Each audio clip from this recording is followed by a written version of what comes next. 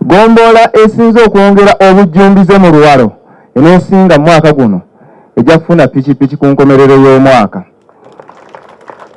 Ate erisinze okuwaayo ejja kufuna puleeke ey'enjawulo oba mukama we puleeke naye ndowooza mukama wange tunaaviira ano Katikkiro tukumanye nti puleeke akagambo ako gwe tusinga okukamanya.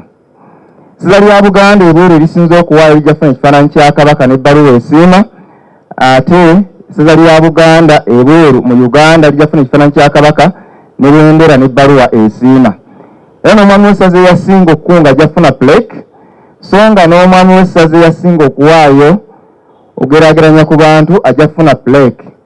Ate omwami w'Eggombolola eyasinga ye ng'omuntu okuwaayo naye ajja kufuna puleeke n'ebirabo ebirala bingi ddala mukama wange. Emu ku byo n'omwaka oguwedde tukwebaza Katikkiro bwe walamudde nti emu bitandikirewo era ebisinga obungi olwaleero bijja kuweebwa.